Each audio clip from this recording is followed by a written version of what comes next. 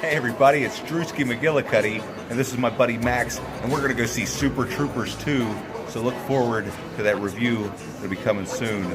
You boys like Mexico? Oh, yeah. It's Drewski McGillicuddy's Super Troopers 2 movie review. Hey everybody, it's Drewski McGillicuddy, and this is Maximus. Hey. He's my buddy. We work at the Dead Schoolhouse together. He's a fellow member of Killer Flicks. And today, we went and saw Super Troopers 2. So we're going to talk about it. Now, it's the Broken Lizard, you know. You remember their names, right? Because I sure don't. I can't remember their names. But it's got Brian Cox and Tyler Labine. I met Tyler Labine at Horror Hound. We stood there and had a conversation. And then we unzipped our pants and put our fingers through the zipper hole and pretended it was our dicks. It was fun until this guy came up and started talking all kinds of weird shit. And then Tyler was like, all right, I got to go.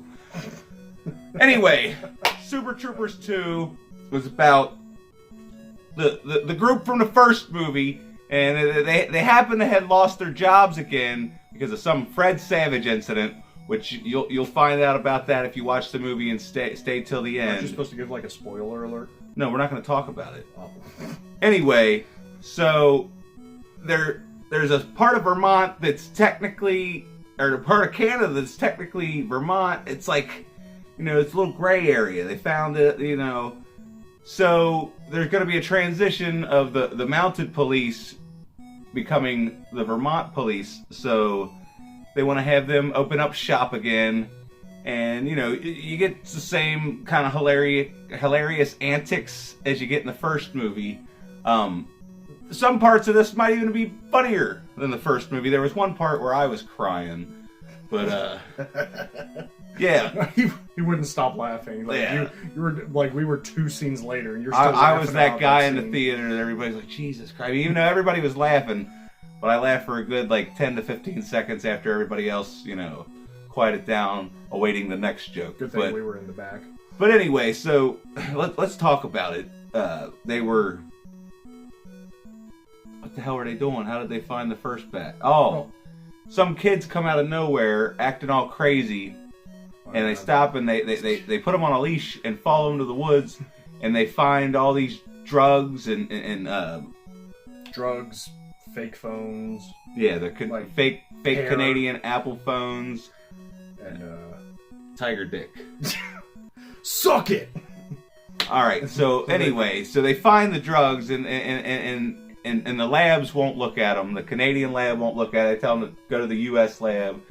The U.S. tells them to go to the Canadian lab. So they do their own research. Everybody takes a pill, and then they all write down their side effects and what happens. One of them's like speed or steroids. And then the one is pharmaceutical LSD, and apparently whatever they give Farva paralyzes him, which leads to what made me laugh so hard I cried. But also, Thorny was taking Flova Scotia. Flova Scotia, may lead to queefing and bitchiness. Feminine hormone pills. It's hilarious. Like, I feel like they could have extended this scene, but the funniest part is, you know, first, you know, Farva is paralyzed, and they give him a headband of the fly paper with the flies all over it. And then the chief, played by Brian Cox, comes in and tells them they gotta go. There's some stuff going on, and they're all fucked up on drugs. They're all messed up. And then he shouts, "Farva, let's go!" And it points back to him, and he's just, I mean, just the timing, the comedic timing. I lost it. I mean, everybody else was laughing their ass off, but like I was in tears. I was like Stewie that time on Family Guy when he's yeah, don't worry about that. Don't worry about that. Maybe I'll find the clip on YouTube. You were particularly And this was me. Shh, this was me, okay?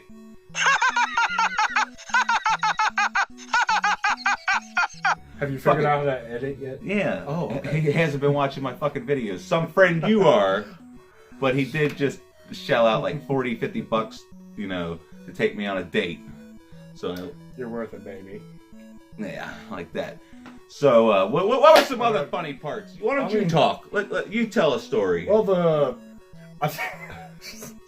Well, there's this girl, Genevieve. Yeah, some kind of. She's a Canadian French girl. She's in there, and Farva's just kind of like just staring at her chest, and she's like, "You should continue up north a little more, big boy."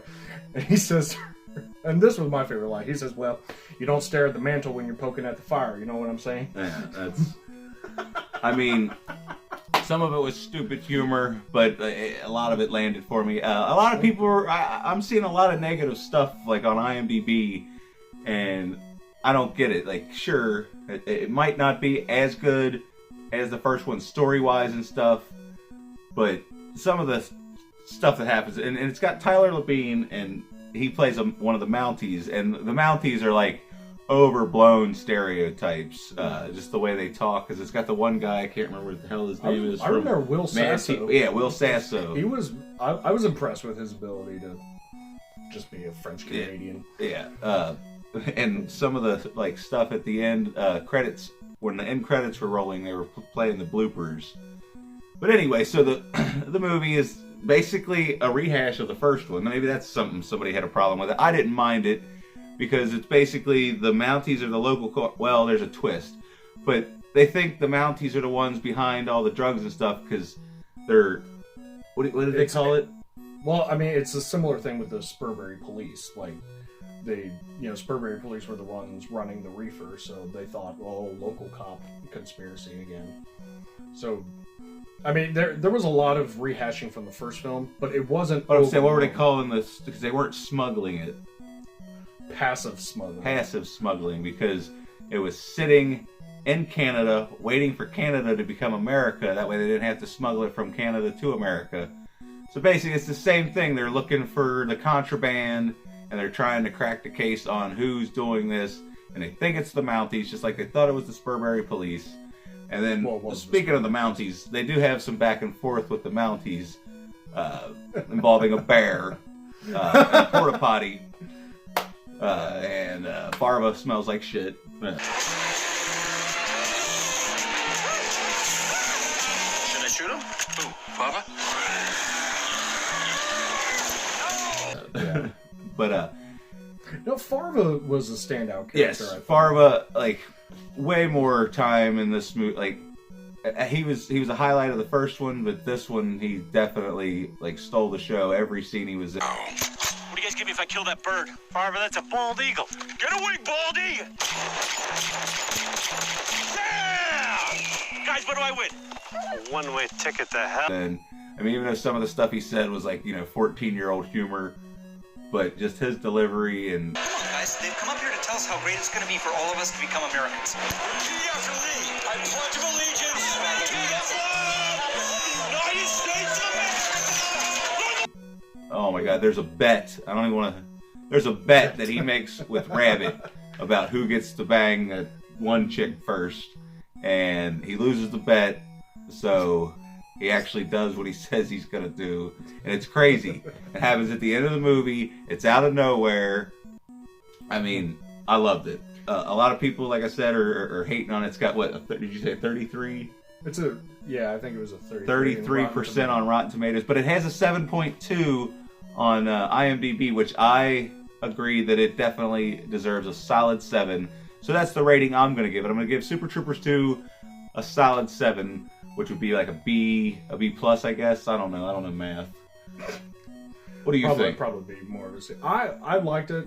I thought, Super Troopers is near to me because of my career choice in law enforcement. Oh yeah, he's a fucking narc, everybody.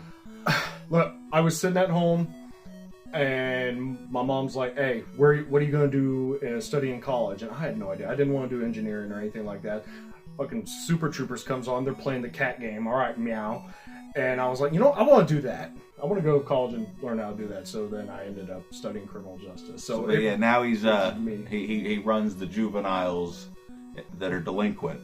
I thought it was hilarious. But the great thing about this one was that it had a lot of the first movie elements, but it wasn't overbearing. Like, they didn't bring back all of the Spurbury police characters, and it wasn't annoying like that. They tried to make it their own, but but it was very similar though at the same time. Yeah, they do have a very funny montage scene after the incident with the bear.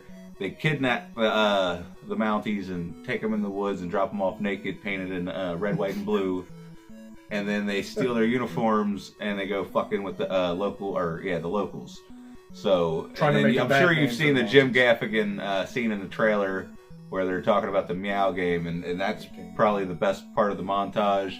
But there's some other good stuff in there where they drive up on horses with the sirens blasting. And This is happening. Est-ce que vous savez à quelle vitesse vous allez? Do neither of you speak English? I do. We would like to eat your papers. Can you show me your party papers? and then they're sitting there speaking French, but they're not really saying French things. They're just saying like Frère Jacques, Sacre no! Frère Jacques Grey pour Marquis de sa Tourette. Vous Feather duster, croissant, les misérables, felt catcher, Luke Rover, D'Artagnan, Perrier, Friend, Tarkin, Ton Peanut, Buster, Parfait. eau de toilette. Oh yeah, there you go. Tell them the asshole thing. Well, it was kind of like that scene in a Scary Movie where they weren't really speaking Japanese. It was like Mitsubishi. All right, well, we gotta hurry this along, man. I don't know how much. I'm It can't be more than 20 minutes because then I'll have to figure out how to log in and stuff. The key to life is a penis in your asshole. What? A penis, like, being happy and smiling. I don't And think you in mean your- what you think you're saying. And in your asshole, in the place you live, your domain, your household. Oh, happiness.